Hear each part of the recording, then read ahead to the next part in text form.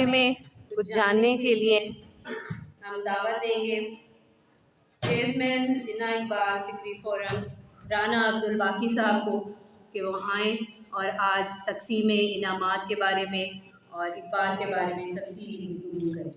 جناب رانا عبدالباقی صاحب۔ من الشیطان الرجیم، بسم اللہ الرحمن الرحیم۔ معزز مہمان خصوصی ڈاکٹر سعدیہ کمال جو صدر ہیں صحافیوں کی PFUJ کی ورکرز یونین کی خواتین و حضرات، السلام علیکم۔ آج یوم اقبال ہے اور ہم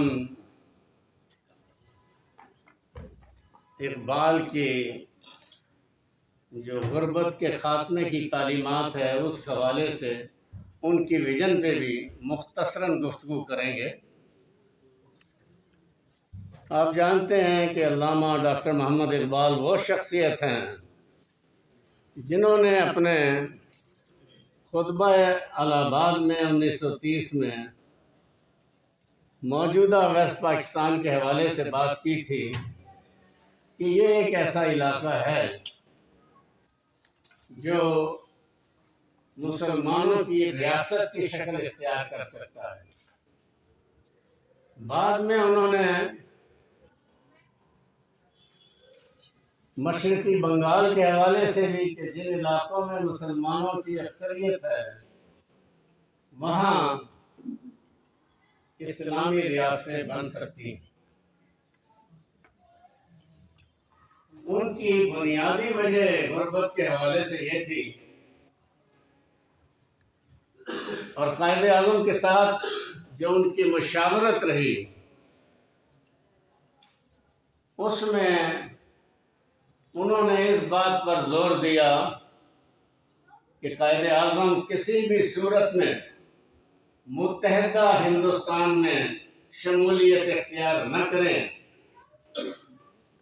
کیونکہ پچھلے 200 سال میں برصغیر ہندوستان میں مسلمانوں کی 90% اکثریت غربت کی لکیر کے نیچے چلی گئی ہے، اور ہم ایک آزاد مسلم ریاست میں ہی ایک ایسی فضا قائم کر سکتے ہیں کہ اسلامی شریعت کے حوالے سے ہم اس غربت کے خلاف آواز بلند کریں اور مسلمانوں کی غربت کی جو صورتحال ہے اس کو بہتر کریں۔ یہ 13 خطوط تھے جو بیماری کی صورت میں 1936-1937 میں لکھے۔ علامہ اقبال 1938 میں فوت ہو گئے۔ 1944 میں یہ خطوط شائع ہوئے اور اس کا جو دباچہ تھا، جو پیش لفظ تھا، وہ قائد اعظم محمد علی جناح نے لکھا، اور انہوں نے واضح طور پہ کہا کہ جو مشاورت مجھے علامہ اقبال سے ملی، میں بہت ہی ریسرچ اور سوچ بچار کے بعد سالوں کے بعد اسی نتیجے میں پہنچا کہ یہی ہمارا ایجنڈا ہے۔ تو میں مختصراً آپ کو علامہ اقبال کی تعلیمات کے حوالے سے جو بہت ہی شرح آفاق مورخوں نے لکھا ہے اس کے بارے میں آپ سے بات کروں گا۔ سب سے پہلے میں یہ کتاب آپ کو دکھانا چاہوں گا۔ یہ کتاب ہے پرسپیکٹو آن پاکستان، اور یہ لکھنے والے ہیں جو اس وقت عالمی بینک کے سینئر اکنامک ایڈوائزر تھے۔ انہوں نے نہ صرف IMF اور عالمی بینک کے بارے میں بات کی ہے، انہوں نے مختلف حکومتوں میں رشوت ستانی کو ختم کرنے کے بارے میں بھی بات کی ہے۔ لیکن جو حیرت ناک بات ہے، جو حیرت انگیز بات ہے، وہ یہ ہے کہ انہوں نے علامہ اقبال پہ ایک ریزیومے بہت زبردست لکھا. انہوں نے اکنامک ویژن آف علامہ اقبال کے حوالے سے، اس میں سے میں ایک مختصراً ایک اقتباس آپ کو پڑھ کے سناؤں گا. اس میں وہ لکھتے ہیں: In the letter of May 28, 1937, to his friend Muhammad Ali Jinnah, Allama Iqbal posed a deeply disturbing question: how the Muslim of the subcontinent can escape the poverty trap. Allama Iqbal clearly recognized the internal reasons money lenders and capitalists and extreme factor British imperialism behind the plight of the Muslims. And these observations of Allama Iqbal had a powerful influence on the father of the nation. Articulation ultimately changed the map of the world by giving us a country in 1947. تو یہ ان کی اس کے حوالے سے بات تھی. میں آپ کو جو گورنمنٹ کے حلقوں سے کتاب قائد's کورسپونڈنس لکھی ہے، اس میں اس لیٹر کے بارے میں بتانا چاہوں گا جو انہوں نے لکھا تھا قائد اعظم کو.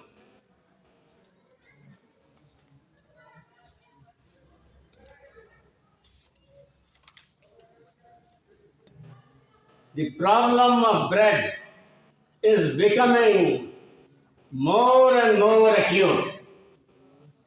The Muslims has begun to feel that they have gone down and down during the last 200 years.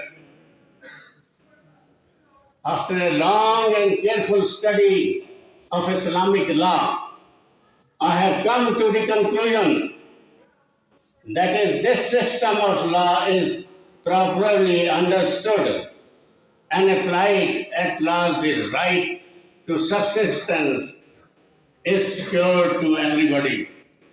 But the enforcement and development of the Shariat of Islam is impossible in this country without a free Muslim state or states. This has been my honest conviction for many years, and I still believe this to be the only way to solve the problem of bread for Muslims as well as to secure peaceful India. But as I have said above, in order to make it possible for Muslim India to solve the problem, it is necessary to redistribute the country and to provide one or more Muslim states with absolute majority. تو قیام پاکستان دراصل مسلمانوں کی غربت کے خاتمے کے حوالے سے کیا گیا تھا، اور اس میں بنیادی طور پر علامہ اقبال کی فکر اور ویژن وہ اس قدر وسیع ہے کہ اس کے حوالے سے جو بات انہوں نے 1930 میں شروع کی تھی، اس کو بالآخر قائد اعظم محمد علی جناح نے اپنی جد و جہد کے ساتھ آخر تک پہنچایا اور پاکستان کا قیام وجود میں آیا. تو میں علامہ اقبال، کیونکہ علامہ اقبال کہتے تھے اور ان کا پیغام قائد اعظم محمد علی جناح کے لیے بھی یہی تھا کہ قوت عشق سے ہر پست کو بالا کر دو، دہر میں اسم محمد سے اجالا کر دو، اور کی محمد سے وفا تو نے تو ہم تیرے ہیں. یہ جہاں کیا ہے لوح و قلم تیرے ہیں. مہربانی. ڈاکٹر جمال ناصر سابق وزیر صحت پنجاب کہ وہ آئیں اور آپ سے گفتگو کریں. آج پاکستان اور انڈیا کے مسلمانوں کو آپس میں ملائیں تو غربت کی لکیر ابھی بھی 80% سے کم نہیں ہے۔ اس کی وجہ یہ ہے کہ آپ کے جو ابھی ڈاکٹر صاحبہ نے پڑھی ہے کہ خودی کو گر بلند اتنا کہ ہر تقدیر سے پہلے خدا بندے سے خود پوچھے، لیکن خدا بھی جو ہے نا بیچارے غریبوں سے تو پوچھ رہا ہے، لیکن ان امیروں سے، یہ دولت مندوں سے، یہ وہ تمام لوگ ہیں۔ جب قائد اعظم نے پاکستان بنایا تو قائد اعظم نے کہا کہ میں کیا کروں، کیونکہ یہ تمام جو مزاری تھے، لغاری تھے، وڈیرے تھے، مبڈوٹ تھے، ٹمانا تھے، قریشی تھے، گیلانی تھے، یہ وہ تمام لوگ تھے جنہوں نے 1857 کی جنگ آزادی میں انگریزوں کے جوتے صاف کیے تھے۔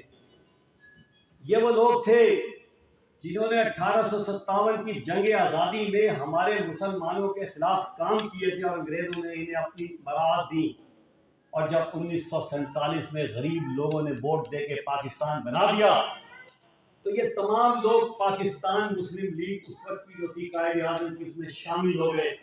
اور قائد اعظم خود کہا کرتے تھے کہ میں کیا کروں، میری تو جیب میں کھوٹے سکے ہیں۔ اور یقین کیجئے کہ جب سے آج تک پاکستان میں جو مقصد تھا فوت ہو گیا ہے، کیونکہ وہی لوگ اقتدار میں ہیں۔ جب 1988 تمام وڈیرے جو گیلانی، مزاری، لغاری، بمڈوٹ، ٹوانا، وہ 88 کے بعد اقتدار میں آتے ہیں، پہلے 85 میں بھی آتے ہیں، پھر 88 میں آتے ہیں، پھر 90 میں آتے ہیں، پھر 93 کے الیکشن میں آتے ہیں، پھر 96 میں آتے ہیں، پھر 98 میں، صرف پارٹیاں بدلتے رہتے ہیں۔ پھر وہ 2002 میں مشرف کے ساتھ ہوتے ہیں، پھر 2008 میں پیپلز پارٹی کے ساتھ ہوتے ہیں، پھر 2013 کے الیکشن میں وہ مسلم لیگ نون کے ساتھ ہوتے ہیں، پھر 2018 کے الیکشن میں وہ عمران خان کی پاکستان تحریک انصاف کے ساتھ ہوتے ہیں، اور اب وہ دوبارہ سے اڑتے ہوئے بٹیرے، طوطے، کبوتر دوبارہ سے پاکستان مسلم لیگ نون اور پیپلز پارٹی میں شامل ہو گئے ہیں۔ بدلنا ہے تو میں بدلو، نظام میں کشی بدلو، وگرنہ ساغر و مینا بدل جانے سے کیا ہوگا۔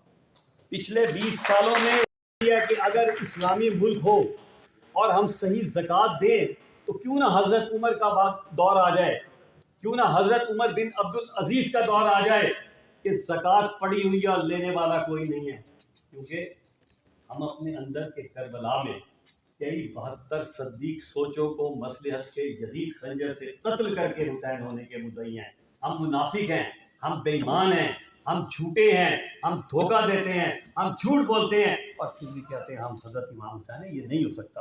حسینیت اور یزیدیت، افسوس یہی تو ہو رہا ہے اس ملک میں۔ غربت جو ہے وہ دن بدن بڑھتی جا رہی ہے۔ آج بھی جب آپ اٹھا کے دیکھیں تو 50% سے لوگ غربت کی لکیر سے نیچے گزر رہے ہیں۔ تو مجھے شرم آتی ہے کہ کیا ہم نے، میری ماں نے اور بھائی باقی کی ماں نے، مجھے پتہ ہے باقی ڈاکٹر صاحب کا تو نہیں پتہ، لیکن ہم نے قربانیاں دیں۔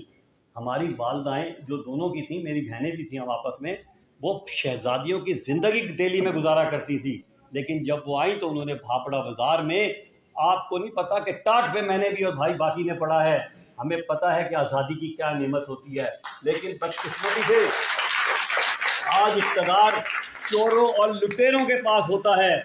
اور وہ جو خودی کا شعر ہے نا، بیچارے کیا کریں، ہم تو خودی بیچ بیچ کے تھک گئے ہیں، لیکن خودی کے خریدار بڑے ہیں۔ بہرحال میں باتیں بہت کرنا چاہتا ہوں، لیکن صرف اتنا کہوں گا کہ خدایا آپ یہ خوابوں سے نکل آئیں۔ اگر ہمارے حکمران، پہلی بات تو یہ ہے میں اس چیز کے سخت خلاف ہوں، یہ جو Benazir income support program, industry develop کرو، لوگوں کو نوکریاں دو، لوگوں کو کام پہ لگاؤ، لیکن بدقسمتی سے ہماری سنتا کون ہے۔ اور آپ کو ایک مزے کی بات بتاؤں، آپ جس دن اٹھتے ہیں سو کے پتہ چلتا ہے کہ آپ کے بچوں پہ قرضہ پہلے سے زیادہ ہے، اور ہم خوش ہیں قرضہ لے کے۔ بھائی قرضہ لے کے بھی کبھی کوئی خوش ہوتا ہے؟ ہم کہتے ہیں ہماری معیشت بہت اچھی ہو گئی ہے، ہم نے $1.5 ارب لے لیے ہیں، اس سے معیشت اچھی نہیں ہوتی۔ یہ لوگ تمام وہ لوگ ہیں جن کے میں نے ابھی نام لیے ہیں، اور وہ ہر پارٹی میں ہیں، جس کی دولت اس ملک میں ہوگی، جس کی جائیدادیں اس ملک میں ہوں گی، جس کے بچے اس ملک میں پڑھیں گے۔ آپ یہ دیکھیں ان کے بچے بھی باہر پڑھتے ہیں، ان کی دولتیں بھی باہر ہیں، ان کی جائیدادیں بھی باہر ہیں۔ جب ملک میں کوئی پرابلم آتی ہے یہ اٹھ کے باہر چلے جاتے ہیں اور ہم پھر ذلیل ہو رہے ہوتے ہیں اور پھر ایک ڈرامہ چل رہا ہوتا ہے. بہرحال باتیں میں اس پہ کرتا چلا جاؤں تو ختم نہیں ہوگی, دل بہت دکھا ہوا ہے. لیکن ایک بات طے ہے, میں جب وزیر بنا, اب میں آخری بات پہ آ رہا ہوں, جب میں وزیر بنا تو خدا گواہ ہے میں وضو سے ہوں اس وقت. پیسے کی کوئی کمی نہیں ہے, بے ایمانوں کی زیادتی بہت ہے اس میں.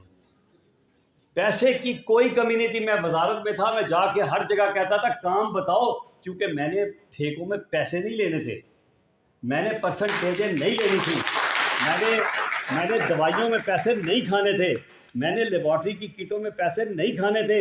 میں تو آتا تھا اپنے گھر سے کھانا لے کے جاتا تھا. یقین کیجئے جب میں نے وزارت کا حلف اٹھایا تو میں نے حضرت عمر فاروق اور حضرت عمر بن عبدالعزیز کو اپنا رول ماڈل بنایا, اور میں اپنے گھر سے خدا گواہ ہے, میں ابھی بھی یہ نہیں کہ میں اپنے آپ کو بہت اچھا ظاہر کر رہا ہوں, لیکن یہ کہ پیسہ بہت تھا. نیتیں خراب ہیں کیونکہ اتنا کھایا جاتا ہے پیسہ, اتنا کھایا جاتا ہے. ایک پروجیکٹ شروع ہوتا ہے, افتتاح ہوتا ہے, کھا لیا جاتا ہے, پھر اگلا شروع کیا جاتا ہے, نہ وہ پروجیکٹ مکمل ہوتا. ان لوگوں کی جو ہے نا, جب آپ یہ دیکھیں اس ملک میں کبھی آپ نے کسی سیاستدان کو بھوکا دیکھا ہے؟ اسکوٹر پہ آتا ہے لیکن مرسڈیز پہ جاتا ہے. یہ ہے المیہ اس ملک کا. بہرحال میں اقبال کے ہزاروں شعر پڑھ سکتا ہوں, لیکن ایک شعر میں جو بھائی باقی کی نظر کرتا ہوں نا, کہ ہم نے بڑی مشکل زندگی میں نا جنت کمانے کے راستے ڈھونڈے ہوئے ہیں. ساری رات عبادتیں کرتے ہیں لیکن کسی بھوکے کو کھانا نہیں کھلاتے. سارے مہینے روزے رکھتے ہیں لیکن رمضان میں کسی بچی کو 2 ہم کپڑوں کے سوٹ نہیں دیتے. ہم اس کے لیے تو علامہ اقبال نے بھائی باقی جیسے لوگوں کے لیے کہا تھا کہ کلندر کی نگاہوں میں عجب مستی نظر آئی. یہ کلندر ہیں بھائی باقی صاحب. اس عمر میں یقین کریں لوگ گھروں میں بیٹھ جاتے ہیں اور میں ان سے لڑتا ہوں کہ یار تم گھر میں بیٹھے ہو, تمہارا تو یہ ٹائم ہے, لوگوں کی خدمت کرو, اپنی بڑی عبادتیں کی. میں نے بڑے روزے رکھے. اپنے خطاب میں بتایا کہ یہ وطن جو ہے غریبوں کے لیے لیا گیا اور ان کی مدد کے لیے ہی ہمیں ہر وقت کوشش کرتی رہنی چاہیے. اب میں اظہار خیال کے لیے دعوت دوں گی ڈاکٹر سعدیہ کمال کو کہ وہ یہاں پر تشریف لائیں اور اقبال کے حوالے سے ہماری سوچوں کو منور کریں. مہمانان خصوصی محترم ڈاکٹر جمال ناصر صاحب, آج کے ہماری تقریب کے آرگنائزر محترم رانا عبدالباقی صاحب, ڈاکٹر صباحت اور تمام جو یہاں پر ہماری معزز مہمان جو یہاں پر شریک ہیں, السلام علیکم. خودی کو کر بلند اتنا کہ ہر تقدیر سے پہلے خدا بندے سے خود پوچھے بتا تیری رضا کیا ہے. علامہ اقبال نے دیا. آج کا دن 9 نومبر کا دن بہت اہم. شاعر مشرق, حکیم الامت, جنہوں نے پاکستان بننے کا خواب دیکھا, علامہ محمد اقبال, ان کا آج دن ہے. اور میں یہ سمجھتی ہوں کہ جناح اقبال ساؤتھ ایشین فورم ان کے فلسفے کو آگے بڑھا رہا ہے. محترم رانا عبدالباقی صاحب اسی فلسفے کو آگے بڑھا رہے ہیں جو علامہ اقبال کا تھا. یہاں پر کیونکہ لکھا گیا ہے کہ آج کی جو تقریب ہے سیلاب زدگان و سفید پوش افراد میں عروسہ رضائی گفٹ کی تقسیم ہے. میں پچھلی تقریب میں آئی تھی جس میں ہمیں چادریں دی گئی تھیں کہ ہم سیلاب زدگان میں وہ چادریں تقسیم کریں, کیونکہ میرا تعلق پنجاب سے ہے جہاں پر اس وقت بدترین سیلاب آیا, تاریخ کا بدترین سیلاب جلال پور پیر والا میں, علی پور میں. اور محترم رانا عبدالباقی صاحب نے پہلے بھی ان سیلاب زدگان کی 2022 میں جب توسا کو آفت زدہ قرار دیا گیا تھا تو انہوں نے وہاں پر ان سیلاب زدگان متاثرین کے لیے بہت ساری اشیاء بھیجی تھی جو میں نے ان لوگوں کو بھجوائی تھی. اس دفعہ انہوں نے کہا کہ آپ خود جائیں گی, چادریں تقسیم کریں گی. میں خود گئی, انہوں نے ہمیں کرایہ بھی دیا اور باقاعدہ ایک تقریب ہوئی. وہاں پر میں پہنچی علی پور میں اس کے علاقہ سید پور جو آفت زدہ تھا اور بالکل ہی صفحہ ہستی سے مٹ گیا, اور لوگ دور دراز تک, آپ یقین جانیے ابھی بھی وہاں پر پانی ہے اور لوگ بیٹھے ہوئے ہیں اور وہاں پر پانی بھی گدلا ہو گیا پینے کا. بہت سارے لوگ مدد کر رہے ہیں اور مجھے اس بات کی خوشی ہے کہ ہم جہاں پر علامہ اقبال کی خودی کی بات کرتے ہیں وہاں پر میں نے یہ دیکھا کہ قربانی کا جذبہ، محبت کا جذبہ، اخلاص کا جذبہ جو ہم لوگوں میں ہے وہ شاید ہی کہیں اور ہو۔ ہم لوگوں میں بہت زیادہ محبت کا جذبہ پایا جاتا ہے کہ ہم لوگ مدد کرتے ہیں۔ اسی طرح سے رانا عبدالباقی صاحب نے بھی اس دفعہ ان کے لیے چادریں بھیجی۔ میں بستی لتی گئی، سیت پور میں گئی، میں وہاں پر حمزے والی گئی، میں وہاں پر شیر والی جہاں پر سب سے پہلے بند توڑا گیا تھا وہاں گئی، موضع بختیاری گئی، اور وہاں پر جا کر ہم نے وہ چادریں تقسیم کی، کیونکہ وہ ریلیٹ کرتا ہے آج سے۔ جب آج ہم علامہ اقبال کے دن کی بات کر رہے ہیں تو ہم یہ ضرور بات کریں کہ علامہ اقبال نے بات کی تھی نوجوانوں کو کہ تیرے صوفے ہے فرنگی، تیرے قالی ہے ایرانی، لہو مجھ کو اڑاتی ہے جوانوں کی تن آسانی۔ تو ہم ضرور اس کو جوڑیں اس بات کے ساتھ کہ ہم لوگوں کی عزت نفس بھی ہے۔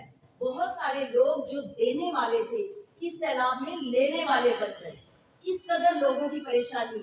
لیکن میں یہ سمجھتی ہوں کہ جب یہ آفتیں آتی ہیں تو یہ ہمیں یاد کراتی ہے کہ کس طریقے سے ہم اپنے بہن بھائیوں کے لیے وہ جذبہ، وہ ایثار، وہ قربانی ہم وہ کرتے ہیں کہ یاد دلاتے ہیں۔ علامہ اقبال نے کہا تھا نہیں تیرا نشیمن قصر سلطانی کے گنبد پر، تو شاہی ہے بسیرا کر پہاڑوں کی چٹانوں پر۔ علامہ اقبال نے ہمیں تشبیہ دی شاہین سے، اور علامہ اقبال نے کہا مت کر خاک کے پتلے پہ غرور و بے نیازی اتنی، خود کو خودی میں جھانک کر دیکھ تجھ میں رکھا کیا ہے۔ ہم نے خود دیکھا اس سیلاب میں کہ لوگ کس طرح پانی میں بہہ گئے، جلال پور پیر والا میں، لیاقت پور میں، اور اس کے علاوہ لوگوں کے گھر جو بلند و بالا عمارتیں کھڑی تھی جو میں نے جا کر سب وہ بہا کر لے گئی۔ لیکن ہمیں علامہ اقبال کا یہ فلسفہ یاد دلاتا ہے کہ ہمیں اپنے بہن بھائیوں کو اسی طرح سے ساتھ لے کے چلنا ہے جو اسلام کا فلسفہ ہے، جو 1400 سال پہلے ہمیں بتا دیا گیا۔ یہی باتیں ہیں تو ہم جو آپس میں آج کل لڑتے ہیں، یہ تیری ہے، یہ میری ہے، اور اس طرح سے